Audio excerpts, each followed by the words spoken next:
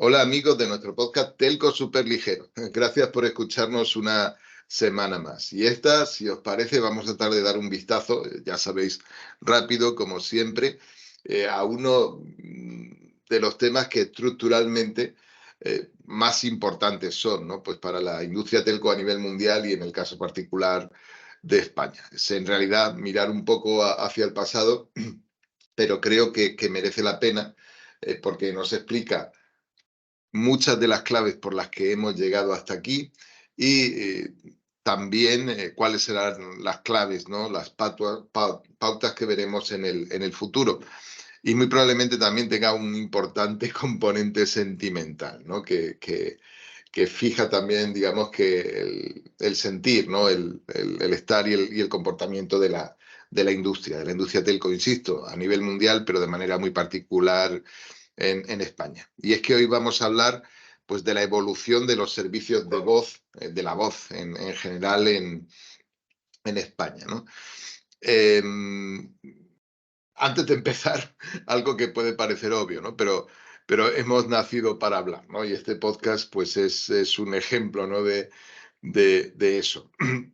De hecho, pues hemos recuperado aquí una cita, ¿no? de Álvarez Pallete, que pronunció en la presentación de los resultados de Telefónica pues hace un año, hablando precisamente, ¿no? del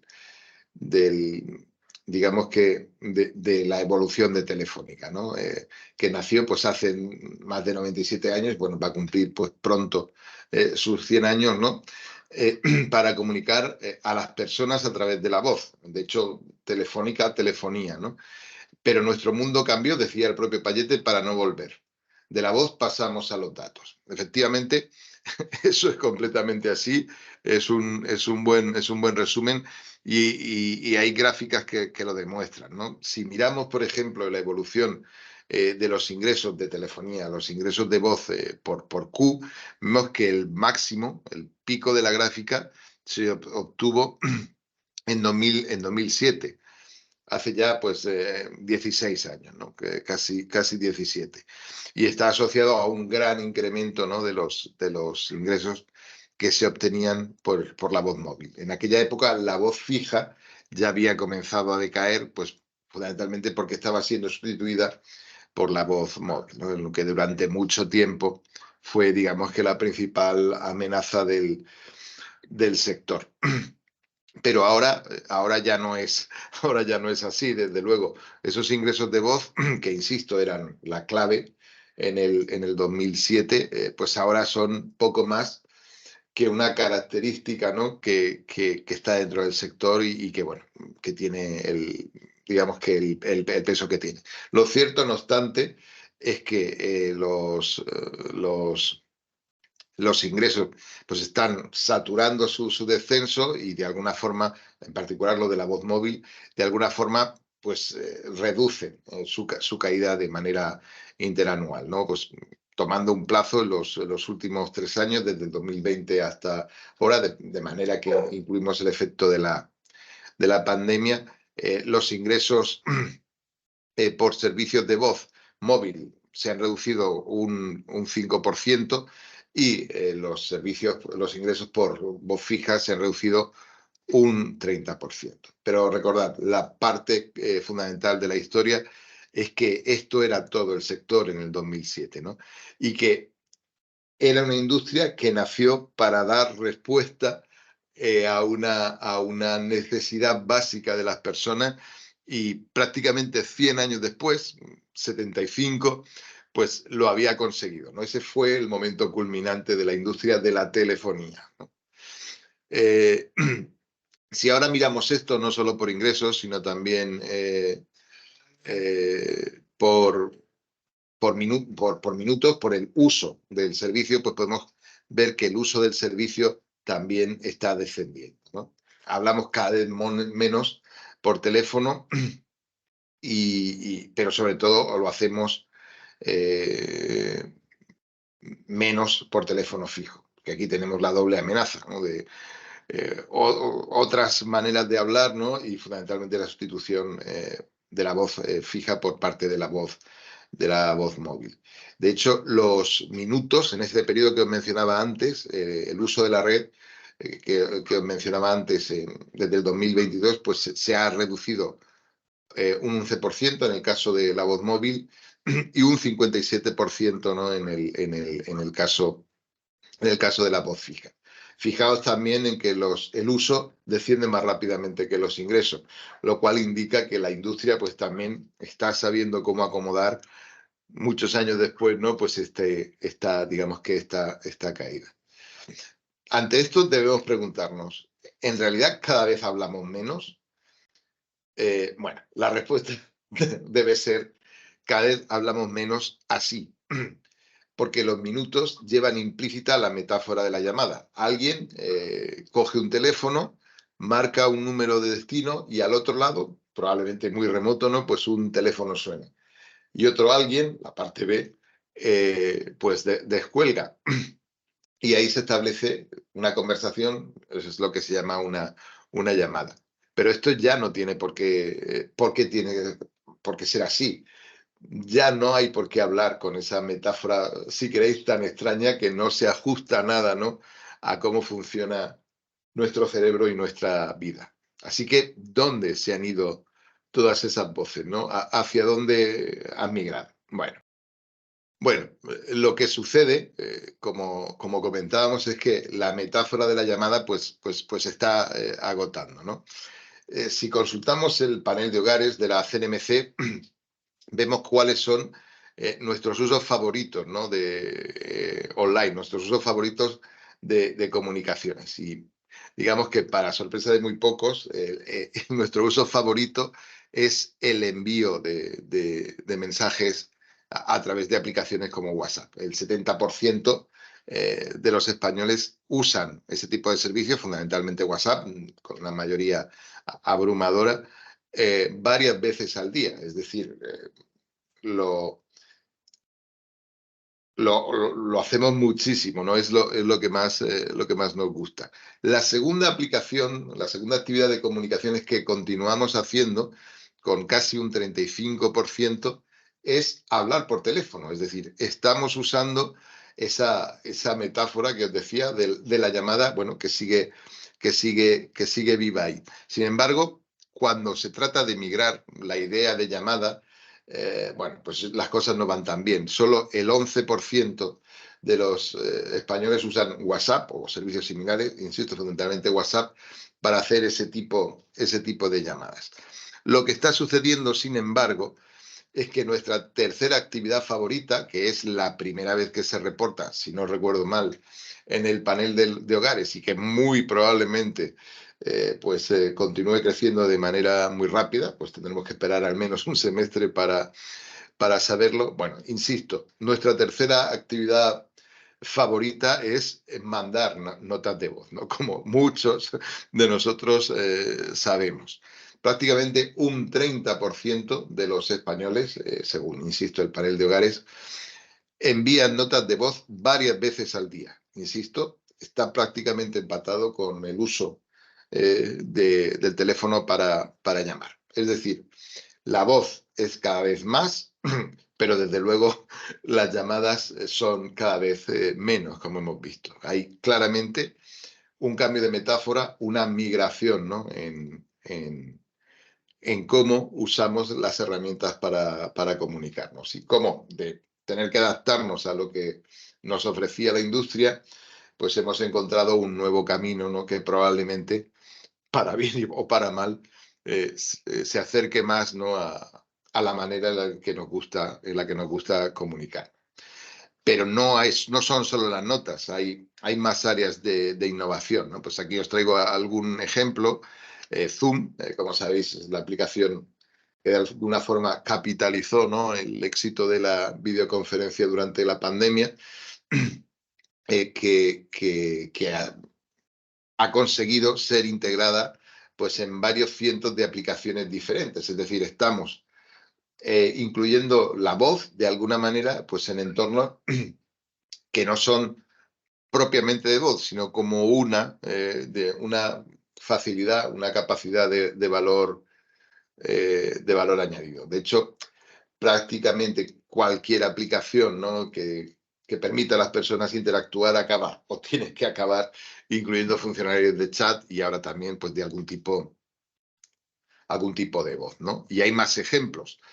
Por ejemplo, si consultamos el último informe de Sam Bain sobre, bueno, ellos lo llaman de Internet Phenomena, que bueno, es una buena fuente de datos sobre el uso de aplicaciones, pues Discord Voice es la cuarta fuente, ¿no? de tráfico en lo que se refiere a aplicaciones de mensajería. Y Discord es fundamentalmente, muchos de vosotros lo sabéis mejor que yo, es un servidor de voz para videojuegos, ¿no? Que permite, pues mediante el concepto de canal, que es esencialmente una nueva versión de comunidad, ¿no? Discutir sobre o discutir durante pues los videojuegos, ¿no? De nuevo, es una nueva metáfora, ya no es una llamada, sino que, bueno, es algo más parecido, si queréis, a una plaza o a una sala de reunión. Vosotros muchos me diréis, bueno, eso era el party line. Bueno, sí, el party line podría haber llegado a ser eso. Y no os traigo datos, porque probablemente muchos lo sufriréis en vuestras propias carnes, ¿no? Sobre lo que significan pues las videoconferencias con Teams, que es la aplicación que realmente, ¿no? Pues ha ganado, ¿no? Esta batalla post pandemia, ¿no? De la comunicación, digamos, más allá de la llamada, ¿no? Por lo menos en el entorno empresarial. Así que el valor ya no está donde solía, el valor ya no está en el 2007.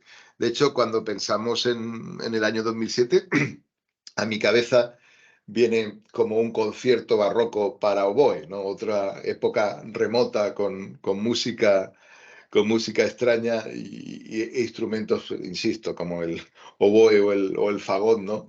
Que suenan de otro tiempo.